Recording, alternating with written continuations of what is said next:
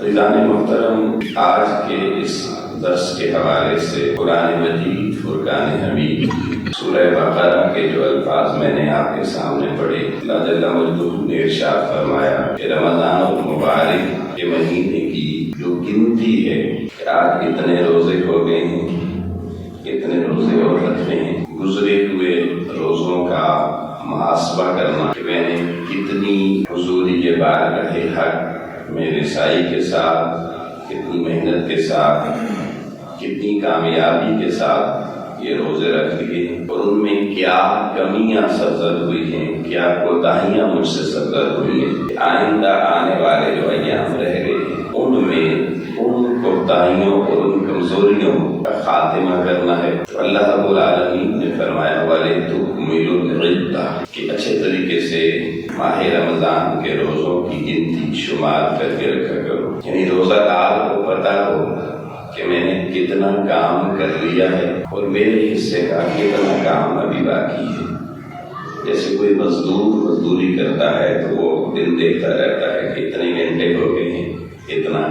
گھنٹے بھی باقی ہیں۔ اب یہ لائق توجہ جملہ ہے کہ اللہ کی ذات نے جب اس سے پہلے حکم دے دیا فَمَنْ شَهِدَ مِنْكُمُ الشَّهْرَ فَلْيَصُمْ، جو اس مہینے کو پائے وہ اس کے پورے روزے رکھے، پھر دوبارہ یہ کہنے کی حاجت کیا تھی کہ بھئی اس کی گنتی کو شمار کرنا؟ تو گنتی شمار کرنے کا معنی یہ ہے کہ ہر روزہ صاحب ایمان بندہ پوری ذمہ داری سے رکھے، اور یہ نہ سوچے کہ میں نے پہلے ہفتے میں اچھی تراویح پڑھ لی، اب دوسرے ہفتے میں چلیں تھوڑے شارٹ کر لیتے، یا چلیں ابھی پہلا عشرہ میں نے اچھا گزار لیا ہے، سارے امور پورے کر لیے ہیں، اگلے عشرے میں تھوڑی بیچ میں چھٹی کر لیں گے اور آخری عشرے میں تھوڑی شاپنگ وغیرہ کر لیں گے، جیسے ہمارے عموماً معمولات ہیں۔ تو اللہ پاک نے ہمیں پورا رمضان کا مہینہ ہر دن اپنے روزے پر، قیام پر اور روزے کے تقاضوں اور شرائط پر پوری طرح متوجہ رہنے اور پوری طرح اپنا تجزیہ کرنے کے لیے ارشاد فرمایا کہ وَلِتُكْمِلُوا الْعِدَّةَ، اور پھر اس کے ساتھ ایک جملہ اللہ نے اگلا جو ارشاد فرمایا تاکہ بندہ کہیں یہ نہ سمجھ بیٹھے میں نے تو بڑا کام کر لیا ہے، اب تو میرا بڑا مقام ہو جانا چاہیے، اتنے روزے میں نے رکھ لیے، رات کو 2 گھنٹے تراویح میں کھڑا رہا، قرآن مجید میں نے بھی ماشاءاللہ مکمل کر لیا ہے، تو اس کے اندر یہ بات اس کے ذہن میں نہ پیدا ہو کہ شاید میرا کام مکمل ہو گیا ہے، میں باقیوں سے کوئی بہتر ہو گیا ہوں۔ فرمایا وَلِتُكَبِّرُوا اللَّهَ عَلَىٰ مَا هَدَاكُمْ، فرمایا اس رب العالمین کی کبریائی اور عظمت کو مد نظر رکھنا، بڑائی اس کی بیان کرتے رہنا، اپنی بڑائی کی طرف توجہ نہ دینا کہ میرے اندر شاید کوئی ایسی چیز آ گئی ہے کہ میں باقی لوگوں سے بھی ممتاز ہو کر کوئی اچھوتا کوئی انوکھا بندہ بن گیا ہوں، نہیں۔ فرمایا اس بڑے رب کی کبریائی اسی کی ہے اور اسی کو جچتی ہے، تمہارا کام کبریائی نہیں، عاجزی، خشوع اور خضوع اختیار کرنا ہے۔ اور یہ جو اللہ نے ہدایت کی اسباب آپ کو عطا فرمائے ہیں، جن اسباب میں ایک بڑا سبب رمضان المبارک کا مہینہ اور صیام و قیام ہے، تو فرمایا اس اللہ کی اس ہدایت کی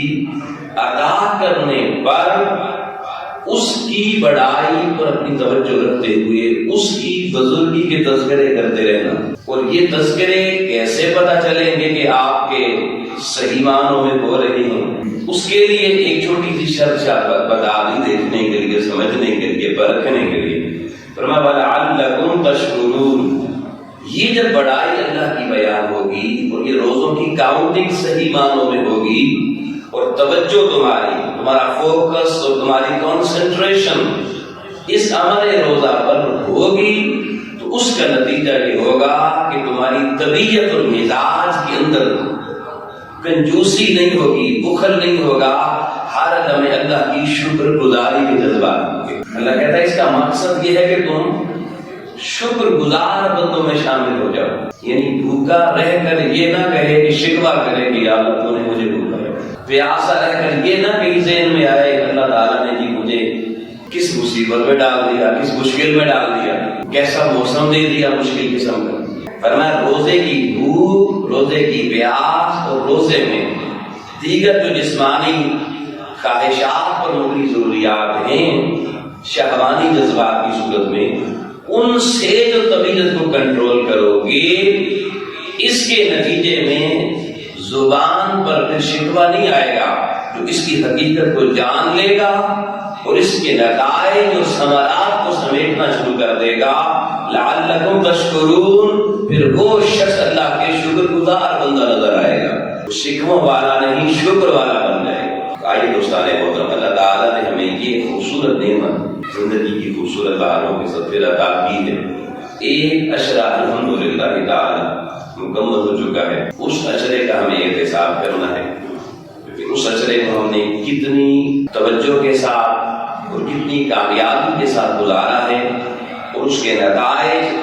ہم نے کتنے حاصل کیے ہیں، اور جو باقی 2 اشرے ہیں ان میں ہم نے اب اپنے معمولات زندگی کو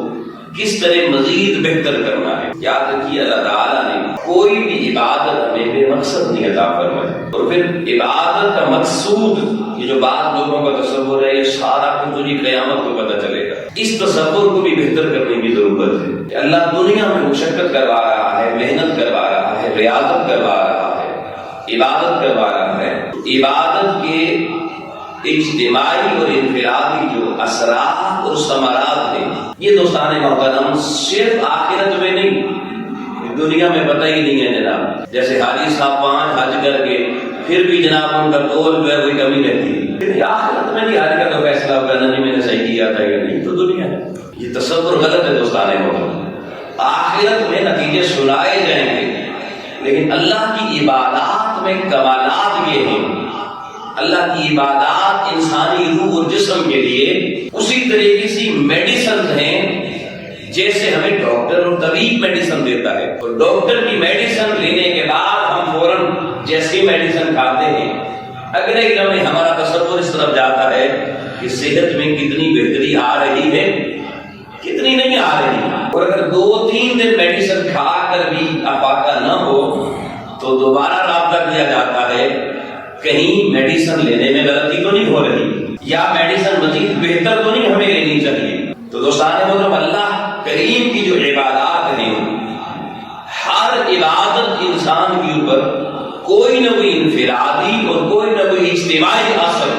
اور نتیجہ اسی دنیا میں رہتے ہوئے پیدا کرتی ہے۔ اب جیسے دیکھیے نماز آپ روزانہ پڑھتے ہیں تو قرآن مجید نے یہ نہیں بتایا کہ نماز روز پڑھو گے قیامت والے دن بے حیائی سے بچ جاؤ گے۔ فرمایا ان الصلاۃ تنہا عن الفحشاء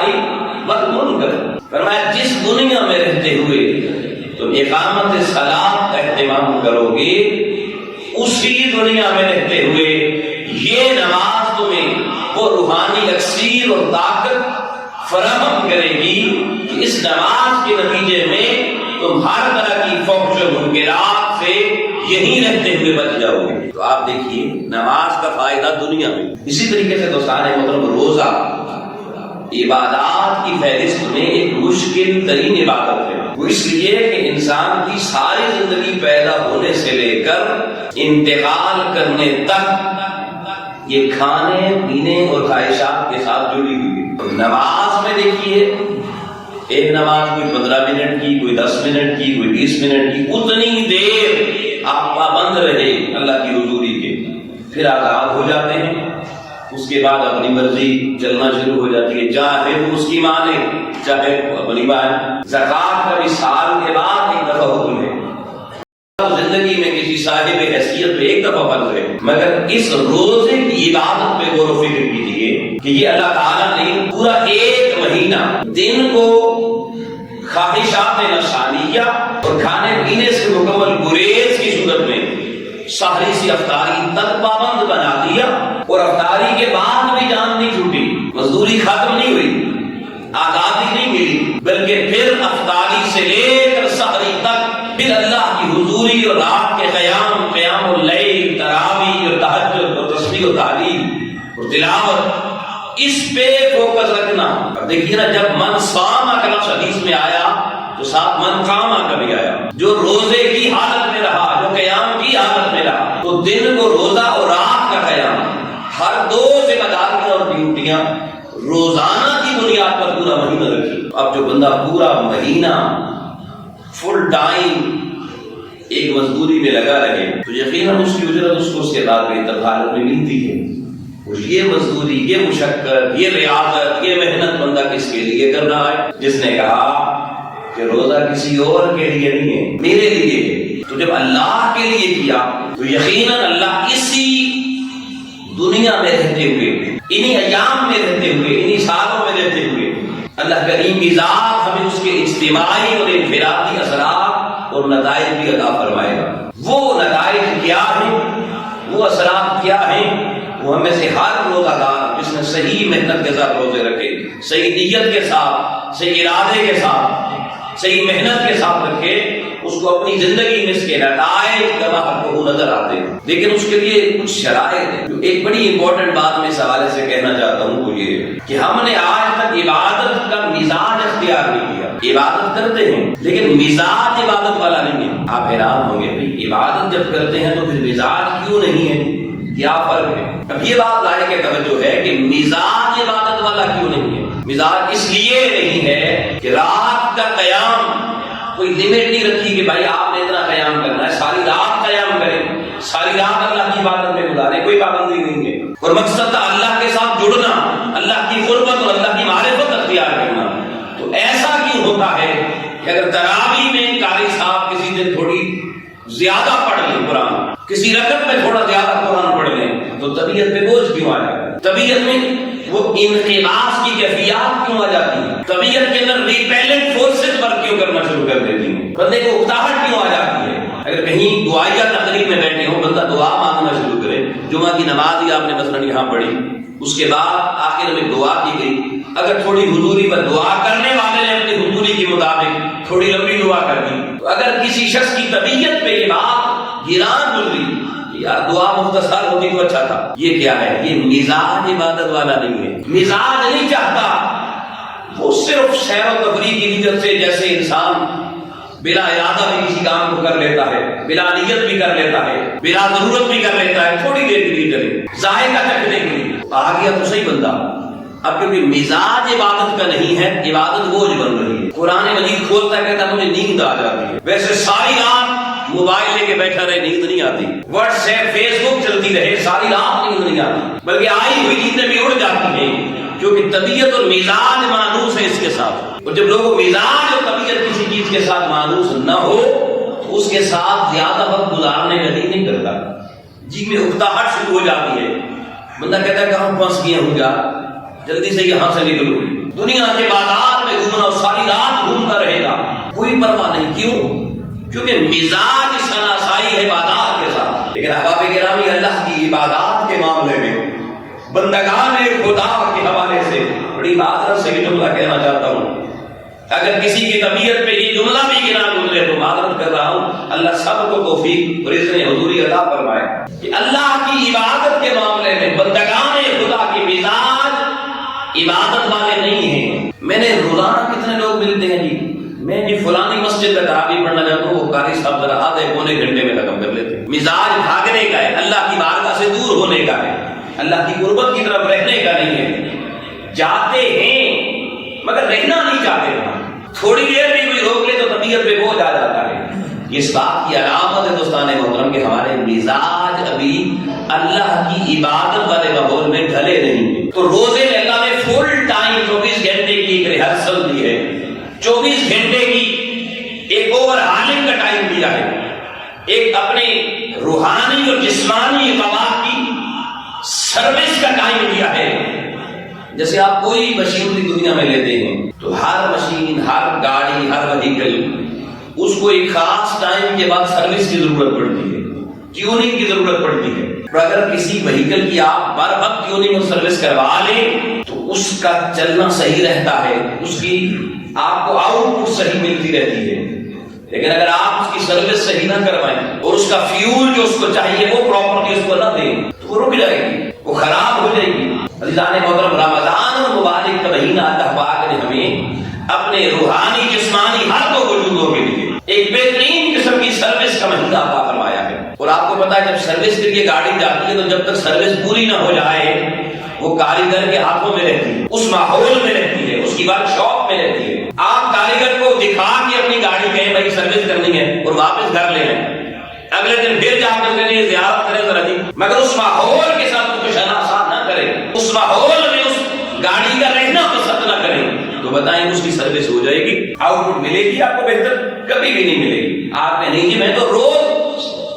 سروس اور ٹیوننگ والے کے پاس جاتا ہوں، روز سے ہو کے آتا ہوں، سلام دعا کر کے آتا ہوں۔ تو بھائی جان آپ کے دعا سلام کرنے سے اس گاڑی کی ٹیوننگ نہیں ہوگی، سروس نہیں ہوگی۔ سروس کے لیے آپ کو پراپر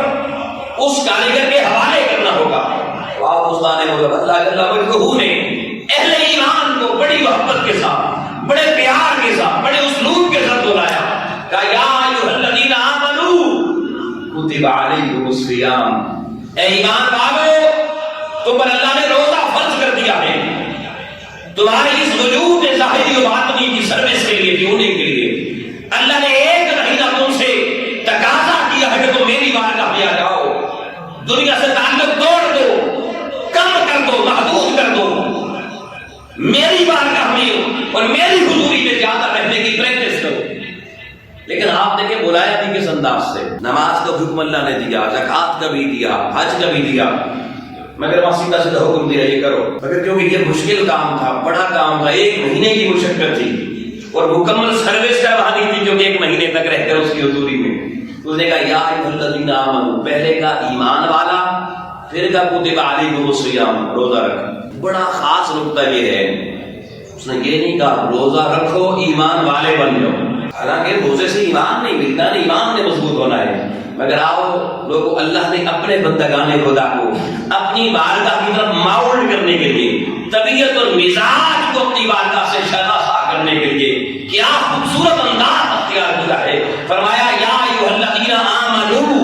کتب علیکم الصیام، فرمایا میں تمہیں ایمان والا پہلے کہہ رہا ہوں اور تمہیں روزے کی طرف بعد میں بلا رہا ہوں، تاکہ تمہیں پتہ چل جائے اگر ہم اللہ کی بارگاہ کی طرف اس رمضان کے مہینے میں رجوع کریں گے تو ہم حالت کفر میں نہیں اس کے پاس جائیں گے، وہ ہمیں ایمان والا کہہ رہا ہے، آؤ میں نے ایمان والا تمہیں پہلے بنا دیا ہے، اب میری حضوری میں آؤ گے تمہارے ایمان کو اپ گریڈ کر کے درجۂ احسان میں لے جاؤں گا۔ انداز دیکھیے اللہ کریم، اور پھر تسلی بھی ساتھ دی۔ ہمیں تسلیاں بھی چاہیے ہوتی ہیں نا، کوئی مشکل کام ہو تسلی کوئی دے دے تو بندہ ذرا شیر بن جاتا ہے۔ اس نے کہا نہیں یہ تمہیں صرف مشکل میں نہیں ڈال رہا، کما کتب علی الذین من قبلکم، کہ تم سے پہلے لوگ بھی یہ کام کرتے رہے ہیں، تم یہ نہ سمجھنا ہمارے اوپر کوئی مشکل ہے۔ تو یاد رکھیے اس سے پتہ چلا کہ روزے کو اور رمضان کے مہینے کو کوئی ٹیکس سمجھ کے یا کوئی جرمانہ سمجھ کے ادا نہیں کرنا چاہیے۔ آپ کو پتا ہے کہ جب بندہ ٹیکس دیتا ہے تو کوئی بندہ شوق سے ٹیکس دیتا ہے، خوشی سے دیتا ہے، بندہ کہتا ہے یار یہ نہ ہی دینا پڑتا ہے، طبیعت نہیں چاہتی، مزاج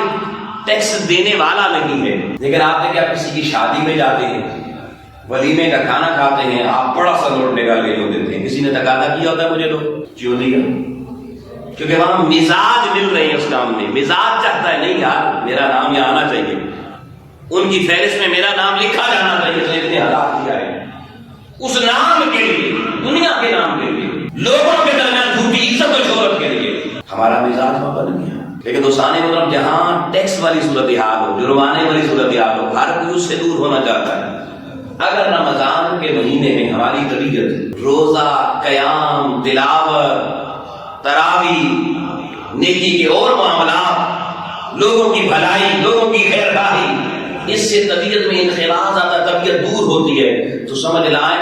لیں ہم نے رمضان کو اور روزے کو ٹیکس اور جرمانہ سمجھا ہوا اللہ کی طرف سے۔ تو ٹیکس اور جرمانے والوں سے تعلق نہیں بنایا جاتا، ان سے بھاگا جاتا ہے۔ اور جس دن بندہ مومن کا دوستان محترم طبیعت کا مزاج اور کیفیت اس جرمانے والی کیفیت سے باہر آ جائے گی روزہ رکھ کر، اور اس کو ویسے جیسے ولیمے میں جا کے کئی گھنٹے بیٹھتا ہے، شوق سے بڑی عزت اور احترام سے اپنے کو سلامیاں پیش کرتا ہے، تو جب بندہ مومن کے اندر یہ کیفیت اللہ کے رمضان کے مہینے میں آ جائے گی تو دوستان محترم پھر روزے سے طبیعت بندہ چرائے گا نہیں، بلکہ طبیعت روزے کے ساتھ لگ جائے گی، روزہ سکون زیادہ ملے گا، راحت زیادہ ملے گی. اور رات کو پھر مصلی پہ کھڑے ہو کے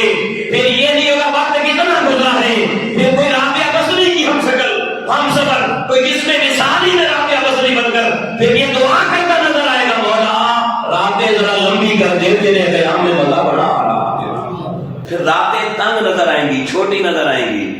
طبیعت کی ظرافت انسان کو چاہے گی ذرا اور اللہ کی بارگاہ میں رہے. دوستان احمد یاد رکھیے، یہ تو ہم تو اللہ نے ہمیں ایمان والا کہہ کے ہمیں روزے کا حکم دیا. انسانی جو وجود ہے نا، یہ بھی ایک بایولوجیکل مشین کی طرح، اور اس بایولوجیکل مشین کو اگر آپ دیکھیں تو اس کا جو سسٹم چلتا ہے دو طرح کے خون کے دورانیے سے چلتا ہے. ایک کو کہتے ہیں سسٹولک بلڈ پریشر اور ایک کو کہتے ہیں جی ڈائسٹولک بلڈ پریشر. یہ دو طرح کا فشار خون جسم میں ہو، ایک جسم میں خون پہنچانا پھر خون واپس ریسیو کرنا، تو جسم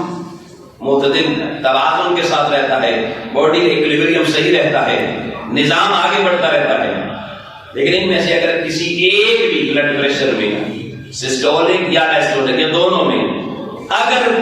کمی آ جائے یا بڑھ جائے پریشر ان کا، ہر دو صورتوں میں پورے وجود کا نظام خطرے سے دوچار ہو جاتا ہے. اب دوستان محترم، وجود کا یہ جو انفراسٹرکچر ہے اس کے صحیح کام کرنے کے لیے یہ دونوں طرح کے ڈائسٹولک اور سسٹولک بلڈ پریشر، انقباضی بلڈ پریشر اور انبساطی بلڈ پریشر اردو میں کہیں، ان دونوں کا نارمل رہنا ضروری ہے. اب ہمارے 11 مہینے کے جو معمولات ہوتے ہیں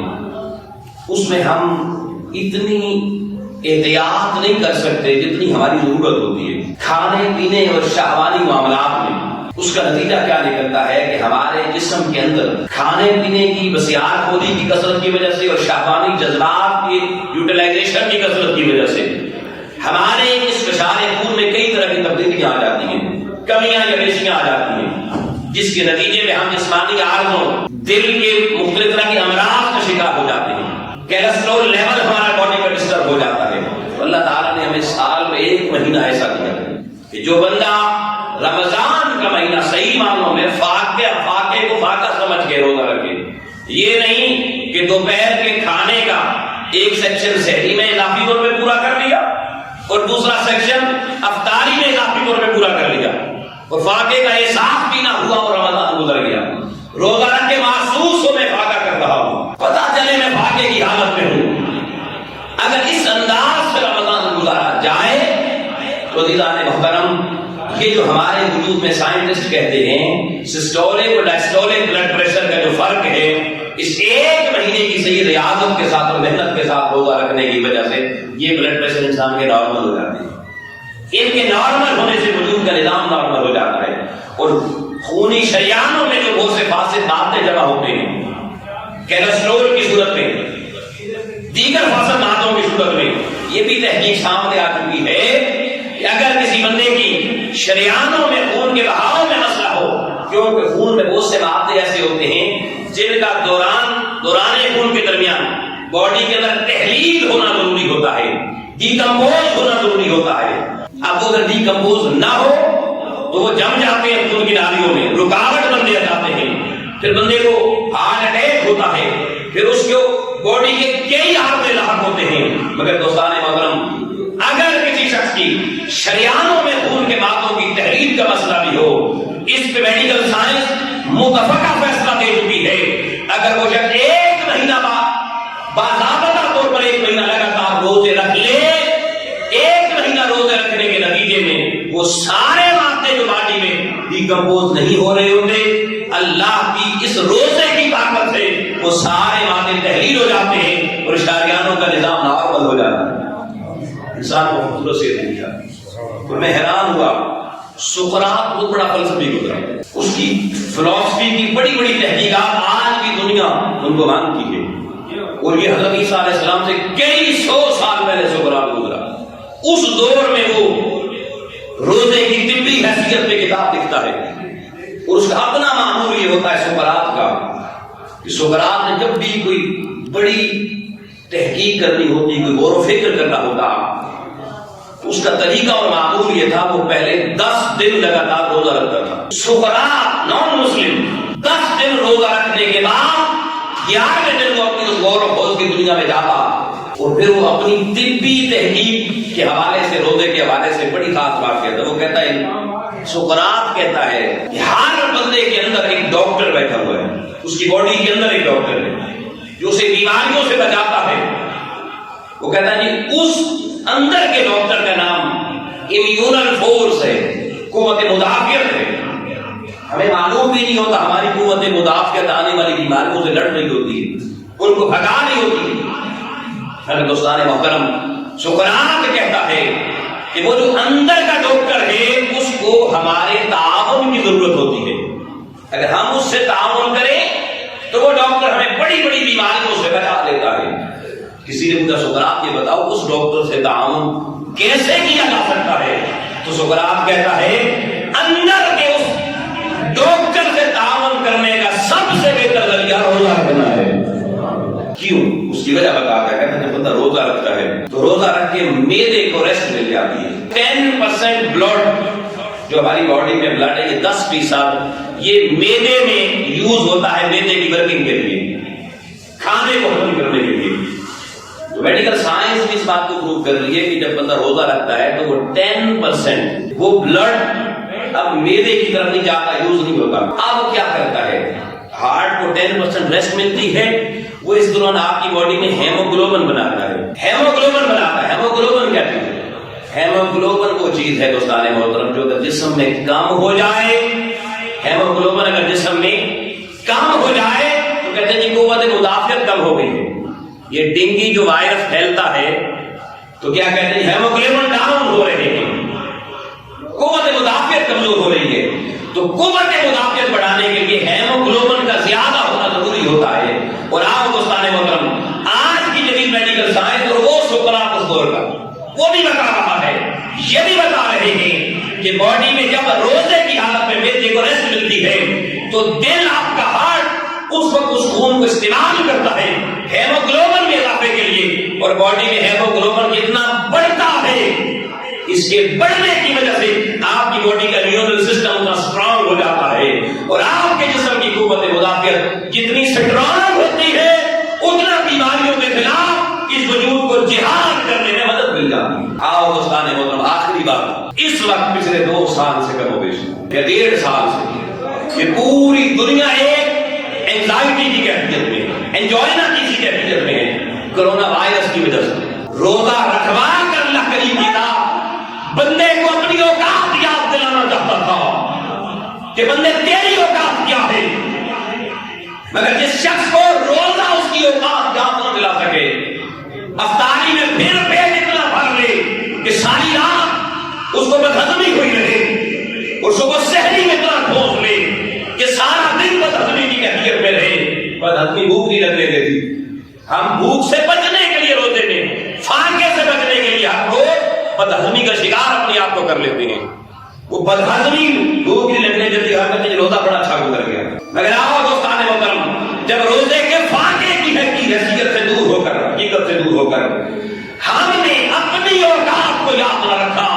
تو اللہ نے پھر ہمیں اپنی اوقات یاد دلانے کے لیے کورونا وائرس بھیج دیا. ساری دنیا میں سے اپنی اوقات یاد دلا دی کا نہیں دلا. اب کورونا وائرس کا کتنا بدن ہوتا ہے. وہ جو بندہ پڑے فخر سے کہتا ہے میں اپنی ایڑی کی ٹھوکر مار کے دھرتی ہلا سکتا ہوں، اتنا چھوٹا وائرس جس کو کوئی آنکھ نہیں دیکھ سکتی، وہ کیسے اس کو لٹا دیتا ہے، اس کی سانس پہ کیسا کنٹرول حاصل کر لیتا ہے. اب بندہ سانس بھی اپنی مرضی سے نہیں لے پاتا، اب گلا بند کر دیتا ہے. اب کھا کے دکھلاؤ ذرا مجھے. تو اللہ کی ذات بتانا چاہتی ہے بندے، یہ سانسیں بھی میں نے تمہیں اپنی یاد کے لیے دی تھی، یہ غذا کا نظام بھی میں نے تمہیں اپنی یاد کے لیے دیا تھا. اگر تم اس لیے کھاتے کہ تم مجھے یاد کرو، اگر تم اس لیے آکسیجن لیتے کہ تم مجھے یاد کرو. جب تمہاری کھانے پینے کا تعلق میری یاد کے لیے ہوتا تو میری یاد تمہیں اور میری غربت الہی عطا کرتی کہ تمہیں دنیا میں رہتے ہوئے سکون اور خوشحالی ملتی اور میری حضوری میں بھی تمہارے جھنڈے بلند ہو جاتے. تو آؤ دوستان اس وقت آج یہ رمضان میں اور اس کورونا وائرس کی کیفیت میں آؤ کثرت استغفار کریں، کثرت گریا کریں، کثرت توبہ کریں، کثرت تلاوت کریں اور اللہ کے حضور اپنے دامن کو پھیلائیں اور ریوائول آف لائف کریں. باڈی کو رمضان کی حقیقی سروس اسٹیشن کی اللہ کی حضوری میں پناہ مانگے کہ مولا ہمیں اپنی اوقات ہم بھول گئے تھے، اب تو نے یاد دلا دی ہے، اب تو نے ہمیں ہماری اوقات یاد دلا دی ہے۔ چاہنے کے باوجود بھی بندے مل نہیں پا رہے،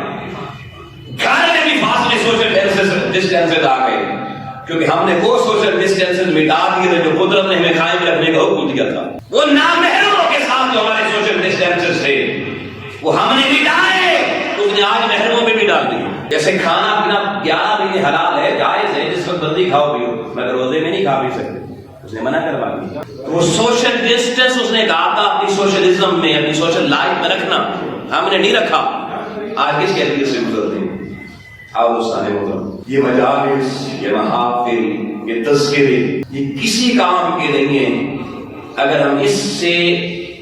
فائدہ نہ اٹھا سکیں، اگر سن کے محظوظ ہو کے صرف اپنے کانوں کی لذت پوری کر کے چلے گئے اور ہماری زندگی کے اندر جی آخرت میں فائدہ ہوگا، بیان سنا تھا جی بس آخرت میں بڑا فائدہ ہوگا۔ اگر دنیا میں آج میری طبیعت میں اس کا فائدہ نہ ہوا تو یاد رکھنا میرا آخرت میں بھی کوئی نہیں۔ اب یہ ایک الگ پورا مضمون ہے، اس کی ڈیٹیل میں نہیں جانا چاہتا، مگر اتنی گزارش کرنا چاہتا ہوں دوستان محترم، اس رمضان المبارک کو تمام اہل ایمان اپنی دنیاوی زندگی کی بہتری، آخرت تو ہوگی چلی ہوگی، اس کے حوالے سے پہلے سوچ بچا کریں اور تحریک منہاج القرآن اور قائد تحریک منہاج القرآن استاد کے محترم حضور شیخ الاسلام ڈاکٹر محمد طاہر القادری رضی اللہ علیہ، لیکن آپ نے جیسے کہ کرونا وائرس کی جب کیفیت اس کائنات میں ایک وبا آئی، سب سے پہلے اگر کسی دینی پلیٹ فارم سے کوئی آواز بلند ہوئی سوشل ڈسٹینس کے حوالے سے، احتیاطی تدابیر کے حوالے سے، حضور شیخ الاسلام کی آواز بلند ہوئی۔ دنیا نے مذاق اڑایا، نہیں جی کیا ہے یہ پتہ نہیں جی سازش ہے جی ہمارے درمیان، وہ سازش کرتے کرتے آج جنازے کتنے اٹھ گئے، وہ روز اٹھتے۔ میرا حضور شیخ الاسلام کہ اس اسٹیشن اور پلیٹ فارم پر ایگزسٹ کرنے والے جو ورکرز ہیں، رفقا ہیں، ان کو تو کم سے کم یار باقی لوگوں کے لیے مثال بننا چاہیے۔ میرے استاد محترم زندگی میں ایک بار نہیں سینکڑوں بار نمدار آنکھوں کے ساتھ آپ کے جملے آپ نے کئی دفعہ سنے ہوں گے کہ میری تحریک کے فرزند اور بیٹے وہ ہیں جن کی راتیں مسلح پر ہوتے ہوئے گزرے۔ کئی دفعہ آپ نے کہا وہ ڈاکٹر طاہر القادری کا ہم سفر نہیں ہے